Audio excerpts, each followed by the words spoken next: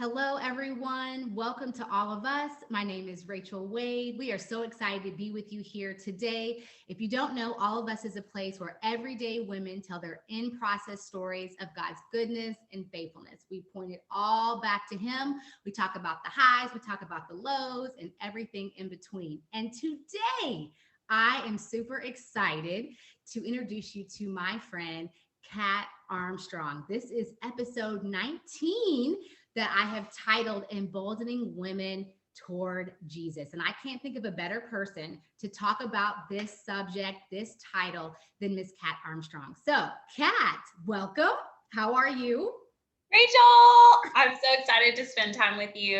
And if anyone has not seen your Instagram story about finding my book in Barnes and Noble, all we can talk about here at my house is you. I'm so glad you enjoyed that. That was so fun. You know, in my quarantined state here in California, it was an adventure.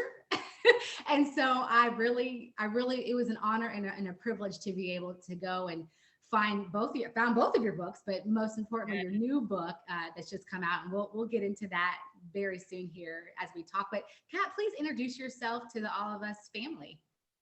Y'all, I'm so excited to just spend a little bit of time with you. I know you've got busy, stressful lives in this COVID time. So thanks for having me on the show, Rachel. And my name is Kat Armstrong. I am an author, I'm a preacher, and I'm the co-founder of the Polish Network. And the Polish Network has been around for 12 years. I co-founded it, and we minister to working women. So if you're working and you need a community where you can process your faith and work in authentic community, we're your people. I've been doing that for over a decade, and I'm married. I've been married for 18 years, and we have one son, Caleb Armstrong, who will be 8 in March. Oh my goodness. And we both share a Caleb, which is so sweet because my son's Caleb and your son is Caleb. And I just have to promote Polished because, you know, the pandemic, everything was shifting and Polished shifted right with everything and became fully online. They have several chapters. And because I'm in California, in Northern California, I haven't gotten to be a part of Polished, but I was able to jump in on the women series that you did this summer. And Women of the Bible. And it was such a blessing to me, Kat. I mean, hearing all the different teachers just dive deeper into Women of the Bible every Wednesday. Thank you for that. It was just so powerful. I loved it. Good. That makes my heart happy. Rachel, you're the best champion in the world. I need to be on the show every week so that you let's go. I can get a Rachel fix. Put me on the calendar. No, I would love to have you around more often. I might take you up on that. But yes, Polished is so great. And so really quickly, Kat, tell us a little bit about how you came to know Jesus. What is your Jesus journey? Yeah, a working woman led me to Jesus, which I think really has inspired my desire to pour into working women who have such great influence in their workspaces. I came to faith at the age of 16. I had heard about Jesus a little bit. My family attended church on occasion. I thought of church, Rachel, like a country club. It's a place where my dad went to meet business people. And it wasn't until I started attending a private Christian high school and hearing the gospel regularly that a choir teacher and a cheerleading coach took an interest in investing in me. And it's 2 separate times they pulled me aside and they said, "We see you are very ambitious. We see that you are you're gonna be really into performing, you know, like meeting goals. And that's awesome. But there is something called grace. And grace is really different than karma. And they didn't use those words, but that's how they described it to me. You're gonna want love and acceptance in your life that's beyond your accomplishments. We want to prepare you for seasons of life where you may not be accomplishing much. And so we want to tell you about Jesus and a relationship with him. So I came to saving faith at 16. And then by God's grace, I ended up in Sunday school class with Beth Moore as my teacher. Okay, so I didn't realize that she was your teacher. You do talk about that in the first book a little bit. Oh my goodness, how in the world? I was at Houston First Baptist Church because it was connected to my school. And I went to my youth pastor at the time and said, I know nothing about the Bible. And I love youth group, but I think I want to study. And he said, there's a very Southern woman with very Southern hair. He said that teaches a adult Sunday school class here at the church.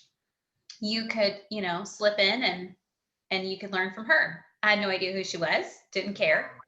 I thought it was kind of crazy that she had 700 people in a Sunday school class on Sunday morning, but she had full page notes every week, front and back, fill in the blanks with footnotes and endnotes of all the academic research she had done for the week, all the Greek and Hebrew studies she had been doing. I ate it up. It was contagious, her passion for the scriptures. She was the person who told me that there was something called seminary. Never heard of it before. Wow. And when she told me about it, I was like, what? There's school to study the Bible? Where do I sign up? Like, how soon can one sign up? And so I remember she said, Kat, you should go to seminary. And I was like, well, I will, because you just said I should. So I did. Oh my goodness, Kat. We have a lot of women in the All of Us family that are youth leaders that lead our youth. And so I want to encourage you right now, if you're part of this family, that what you're doing, pouring into young people's lives, it matters. And those seeds that you're planting, that encouragement, like you just talked about, where they're like, we see these characteristics in you, Kat. This is what it could potentially look like. Like, how do we swerve you towards Jesus? And so I just want to encourage you that sometimes that youth work, working with young people, is hard work. But to stay at it, if you're called to do that, by all means, do it. Because look, you have people like Kat that followed Jesus and went to seminary. And my goodness, Beth Moore, what a beautiful experience. But, I think about Beth was actually, I've never met her, but she is the person that made me fall in love with the Lord. And I know this is the story of so many people going through one of her Bible studies on Esther, actually, and I fell in love with her. I mean, it was the most work. Her workbooks were always the ones that were full, right? The study guides that you could buy. But I just loved how detailed she was and how it was truly a Bible study. And so you had her in person. I didn't have her in person, but I had what she produced. And my goodness, thank you, God, for that woman who spurred us all along. So with that, Kat, let's just dive right on in. Right on your website, you have on your front, like, banner. I'm not a good website tech talking person, but on the front, you have emboldening women to be all in for Jesus. That phrase fits you because I know you personally so well. But why did you choose to put that on the front of your website, and how do you live that out in your personal life and in all the things that God has placed you in? Yeah, I remember I was selling Arbonne back in the day in 2005, 6, 7, and 8. And I was the second youngest VP at the time. And I was just like crushing some sales goals, really doing well in my career. And what I learned in Arbonne is the power of discipleship. I know that sounds cheesy, but I really did. I learned the benefit of when you replicate yourself, how powerful it is that if, let's say that you, Rachel, are really gifted at compassion and hosting people and bringing the best out of them in a conversation. If you then go and teach someone else how to do that, the kingdom is all the better for it, because you've replicated your gifts and your strengths in someone else. I learned that through the power of Arbonne. I had this huge downline and sold all of this product, which was meaningful. It helped my family. That's how I paid for seminary. It's how I paid for my husband's seminary. Amazing.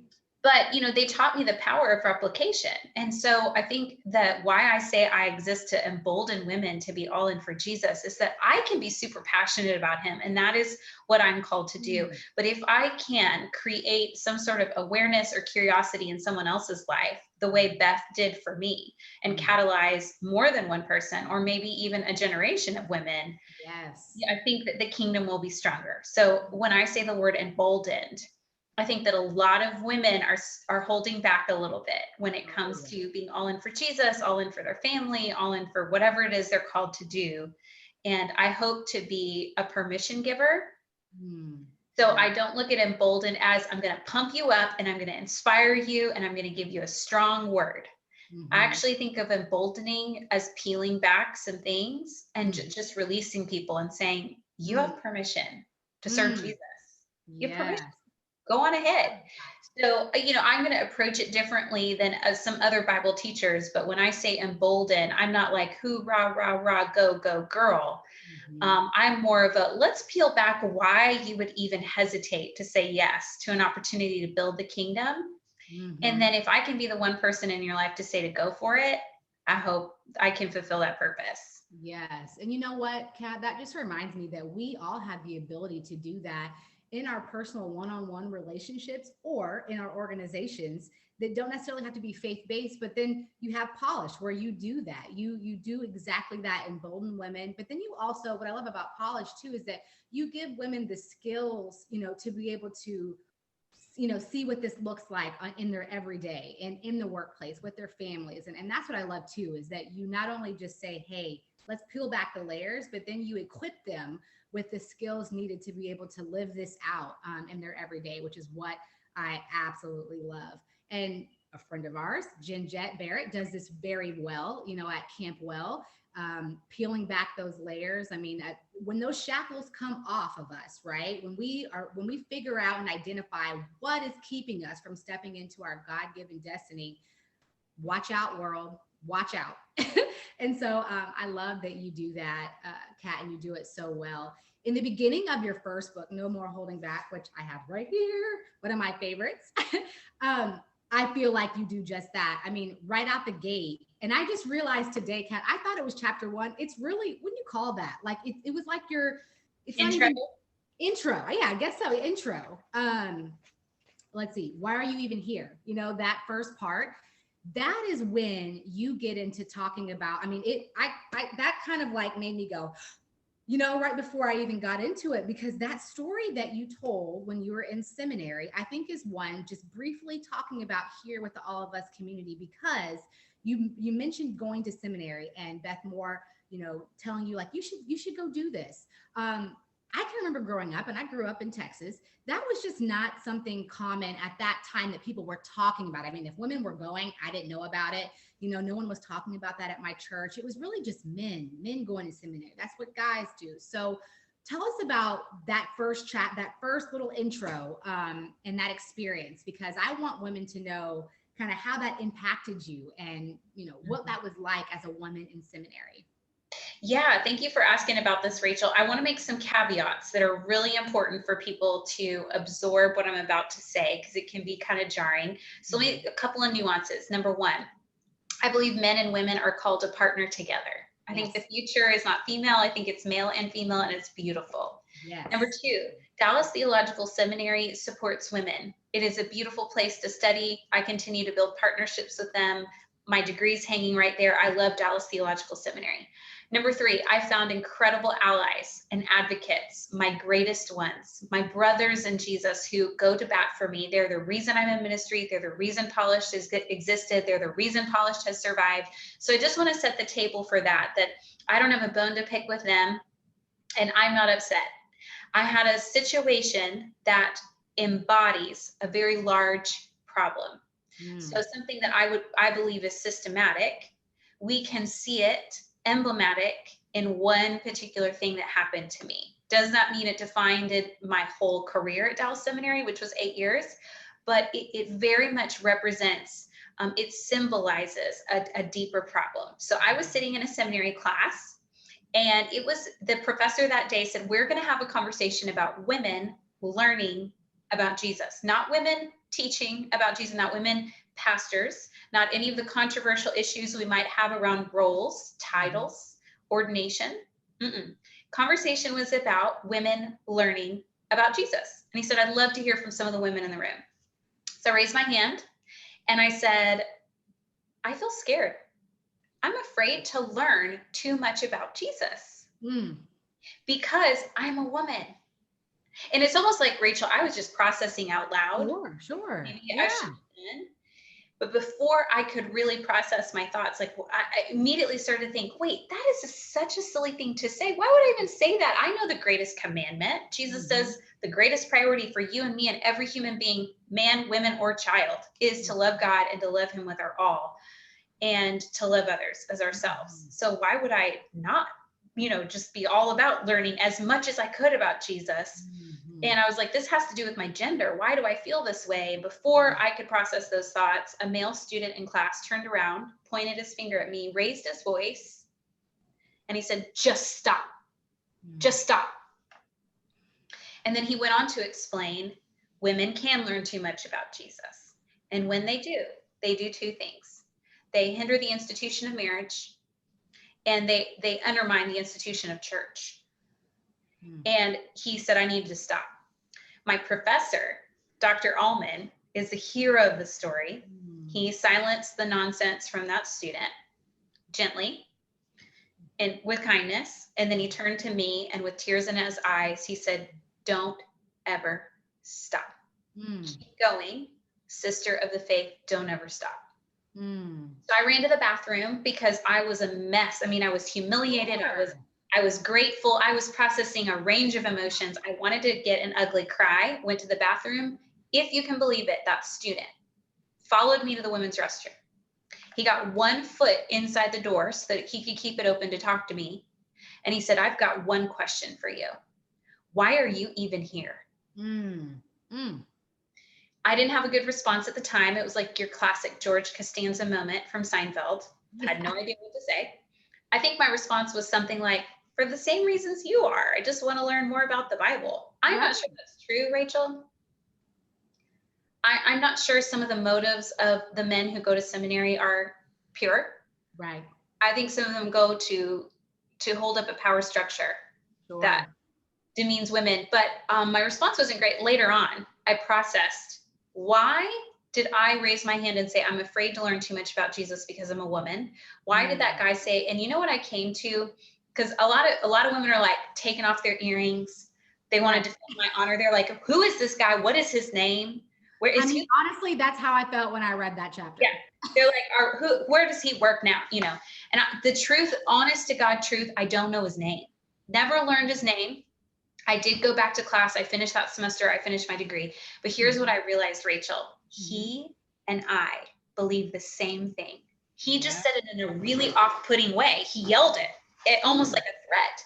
But I said, I don't think I think women can learn too much about Jesus. And he said, women can learn too much about, we agreed.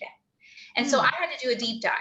What part of my theology and doctrine has set a foundation that is contrary to the greatest commandment of God? So I need to deconstruct whatever might threaten my ability to love God with all and to serve others with my all. Because we know for sure, like there might be arguments on what positions they hold or ordination. We could talk all about that on a different episode. But what we're all agreed upon is that male or female, we are to love God with our all. That's right. And to love others with our all. So I can't be holding back. I need to apply myself as much as I can to the scriptures and help as many people as I can with fervor, right?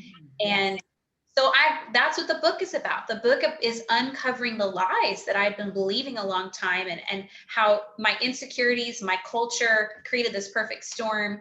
And then I did a deep dive into the greatest commandment, a word study of what does it mean to love God with our heart, soul, mind, and strength? Because, and I'll wrap this up, this part of it, Rachel. It just, the great commandment, what I had done to it is I had gendered it. Oof. So Jesus says, you know, that we need to love him with all our heart, soul, mind, strength. And I wrote it on paper and I circled heart and soul. I thought, oh, that's for women. Women are the heart and soul of education. They are the heart and soul of our country. And men need to be the mind and strength. Yes. And then I like drew a cross and I was like, no, I think both men and women need to love him with everything they've got. And so I need to focus on why I thought mind and strength was a man thing. Oh, Kat, that's so good. Thank you for sharing and giving us a little bit into the book and your experience. It's so powerful because I know that you're not the only one that has been in maybe not the exact situation, but similar situations that women are struggling with. And so thank you for sharing that experience. So what would you say right now to the woman that is struggling to say yes to lead a small group in their local church or in their community, or maybe they have, been dreaming and God has told them that, they should further their studies and go to seminary? How would you encourage them through your experience and wherever they may sit today? How would you encourage them? Yeah, I'm gonna read to you the very last thing I say, and no more holding back. We have a choice to make. We can sit another one out on the sidelines, or we can welcome the opportunities afforded to us by Christ's blood. And Mm, so we need to choose to enlist in God's army and ready ourselves for battle. Let's shield ourselves from this remnant of misogynistic ideology that silence our voices and limits our contributions. And let's squash the insecurities scrutinizing our capabilities. Let's mm. do it all for the glory of God, for God the Father, in the name of Jesus, and by the power of the Spirit. And so when we ask ourselves, Rachel, where do I go from here? What do I say yes to? I think a simple answer is anywhere God leads. That's where we belong. That's where we go.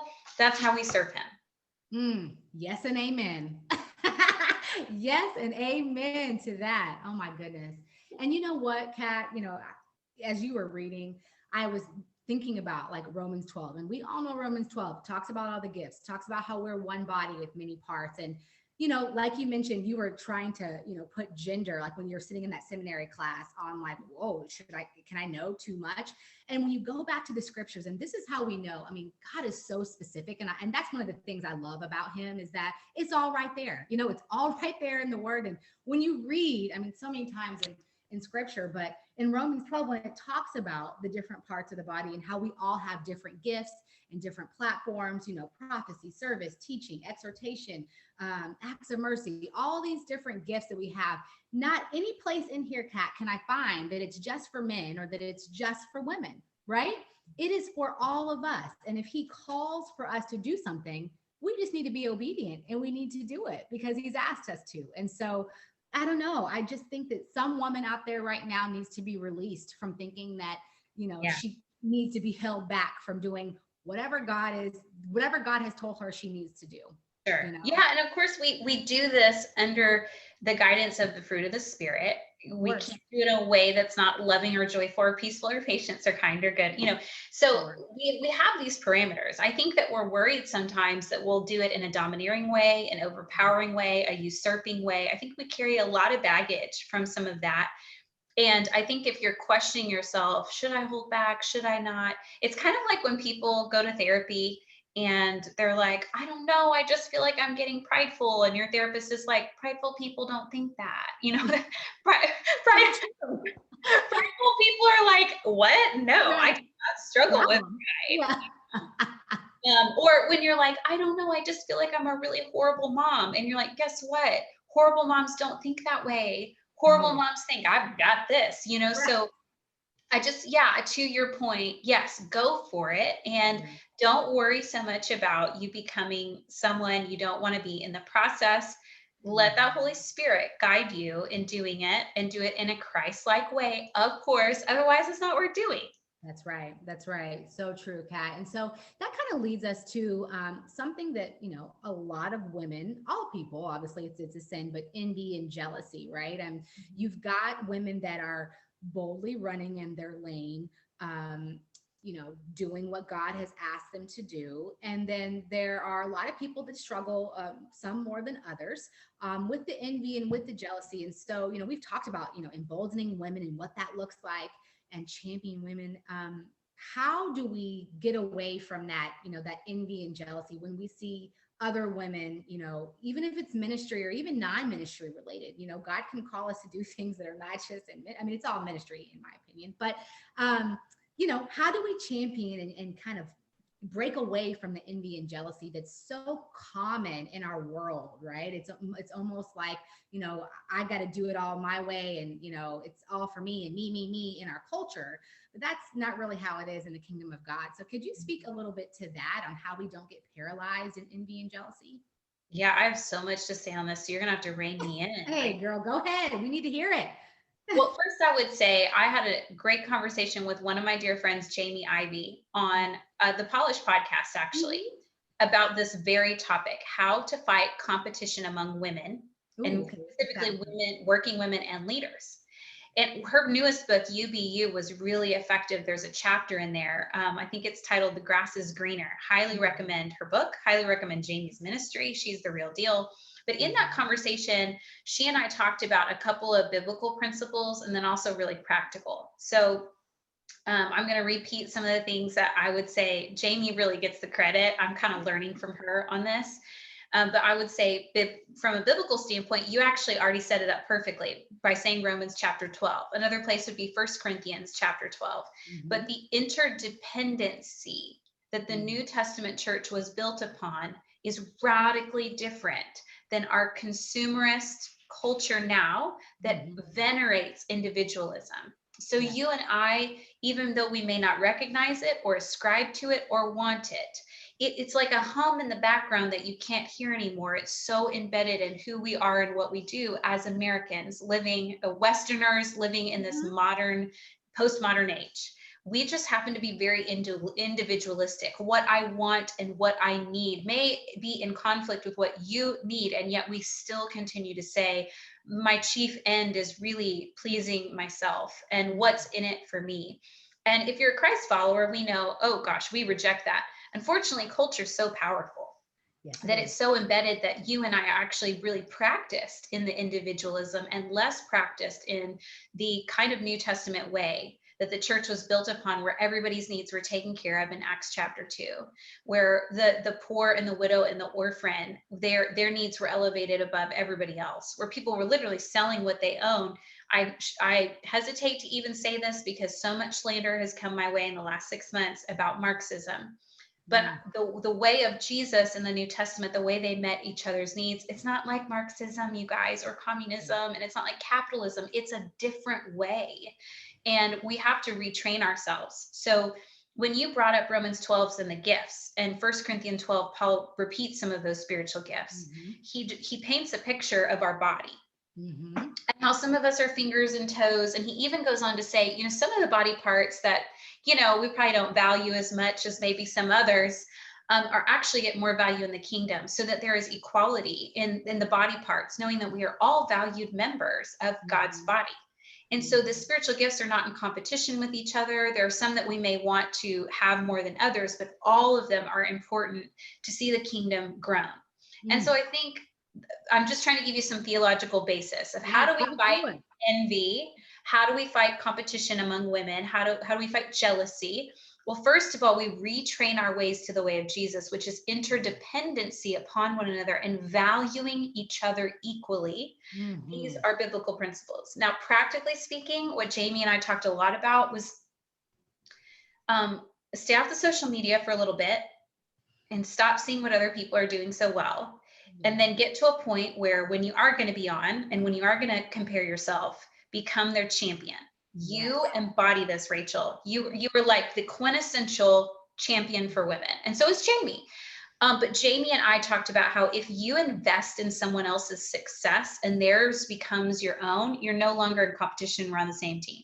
Right. So Rachel, anytime I see all of us reaching more women, I'm like, yeah, I'm here for that, because I'm going to be praying for all of us. So I think a real practical thing you can do to fight competition and envy and jealousy is to pray for the person's success. Pray for them to be blessed. If we're supposed to pray for our enemies, then we should certainly pray for those we feel jealous of. You'll find that the more you pray, you're like, I can't even be mad. I mean, this is obviously God's favor, and I don't understand why his favor is happening over there and not over here on the Polish network, but I'm going to start praying.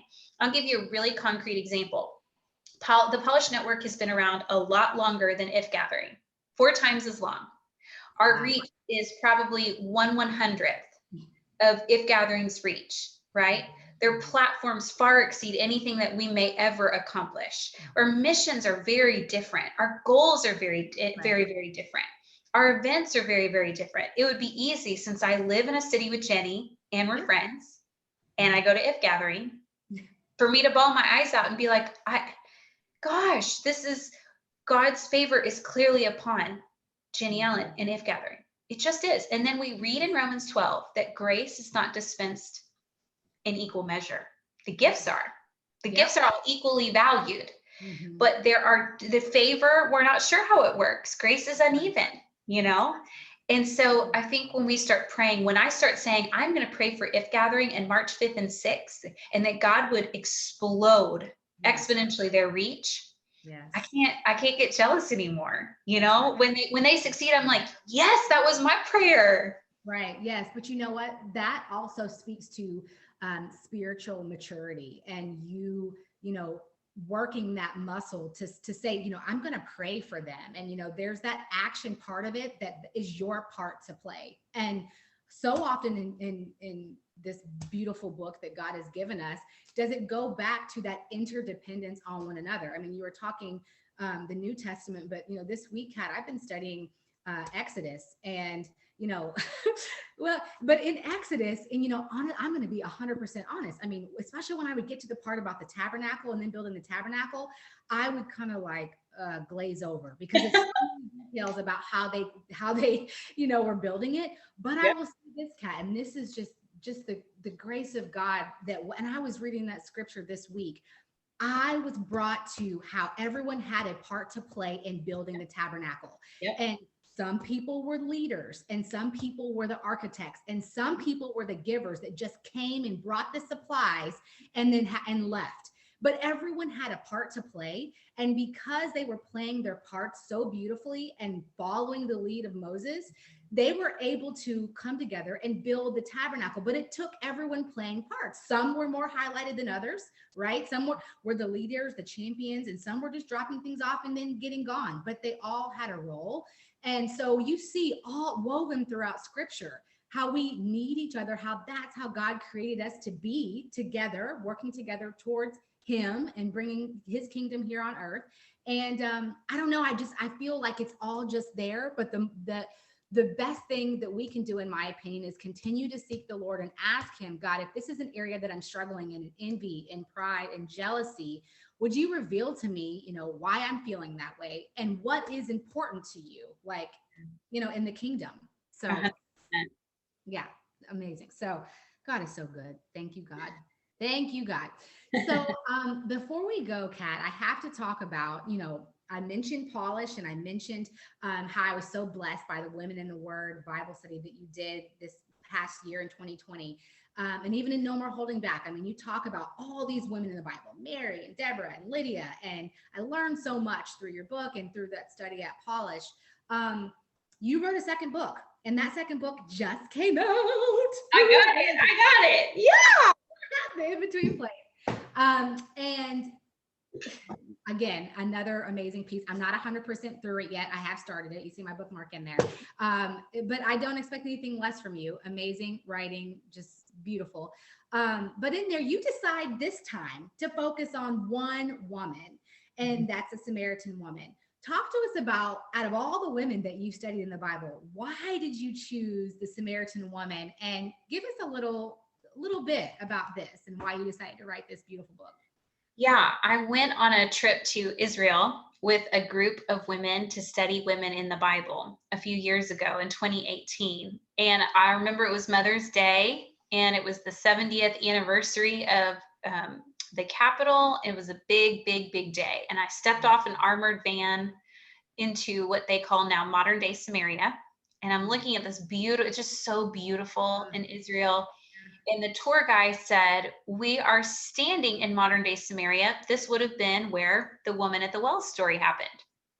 So I just made a mental marker of like, oh, wow. You know, it's just cool to see where this is where she would have lived. I'm sure it looked totally different, but this is where she would have been.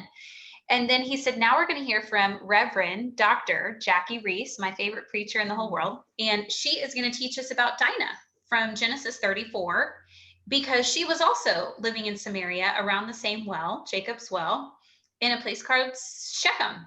I mean, he said Shechem and Sychar are the same place. And I was like, wait, what? Time out. Huh? So I was stuck on the woman at the well, you know, that I'm where she was, like she was here. Oh, yeah. And then Reverend Dr. Jackie Reese was like, this is also where Dinah's story happened. So I'm into, big Bible nerd here, alert. I'm into something called narrative criticism or literary criticism within the scriptures, where essentially you look at the narration, you look at geography, you look at the storyline, the characters that they play, the symbolism, the repetition of from Genesis to Revelation of how we see this unfold. And essentially for an oral, you know, culture, they would be so tied to stories. And that's how God told us his story of redemption through stories. That's right. So I'm really into this. So I decided I'm going to put those two stories of the two women that both had significant things happen to them in Shechem, Sychar, it's the same place. I'm going to put those two stories side by side, and I just want to see what I see. And what I found is that these women had a lot in common. They had a lot of difference. But you know, I could go into a whole lot about that, Rachel. But the end, like the answer to your question is, I wrote about the woman at the well because she's become my obsession. Like I can't stop with her. I keep reading John chapter 4, and I ended up reading multiple theology books about her, so many commentaries. I spent 2 years in research, just trying to understand the significant conversation she had. But just really quickly, what you'll find in the book, it is hope. It's hope for weary souls. It's hope for women who feel like they're in Stuckville. You know, they are still virtual homeschooling with no end in sight. They left a lucrative job in December. They were laid off because of the pandemic, and they don't know what their future is because they sense God calling them to the workforce. I mean, it's people who are in the middle of an online education to get a PhD at a school that's folding because of finances. You know, it's the marriage that's on the rocks now because all the togetherness has shown us, revealed all the hurt. Yeah. And we can't stuff it down anymore. It's for the person who's grieving big losses. It's for the person like me that feels in between. I pass the baton at Polish to a new executive director. I serve on the board, but I still have extra time. Like, where am I supposed to be serving? Where do I fit? So I think it's people who feel between a rock and a hard place, emotionally, physically, spiritually. And what they will get from the book is inestimable hope. And what they will find is a simple truth that I take a long time to unpack, is that Jesus enters into Stuckville. He goes to our do not enter zones. He comes to our in-between places. And when Jesus shows up, his presence changes everything. It's not just his provision. It's not that he changes the circumstance, although I believe he can. It's his presence that changes us. That's what changed the woman at the well. And I think Jesus's presence in the woman at the well story is in part a redemption of really, really bad stuff that happened to Dinah. And Jesus is saying, no longer will women be treated this way in the places where I am. And so I use the book to talk about 12 different ways Jesus comes to our in-between places and changes our story without necessarily changing our circumstance. I love the woman at the well. Oh, well, we can see that passion in you. I cannot wait to finish. And basically what you're saying is that this is a book for everyone. Look at it. Yeah. It's a book for everyone. If you don't find yourself in an in-between place right now, you will soon. So what's really cool, Rachel, is if they buy it, you know, I want everyone to go buy the book, right? But if you join the Polished Network, if you become a member of the Polished Network, I'll send you a free signed copy. And it's $99 to join for a whole year, and you get digital devotionals every month, and you get to go to our events. And anyway, I would just say, if you're on here and you're like, COVID has been so hard, you know, get the book for free, and I'll sign it and I'll ship it out to you.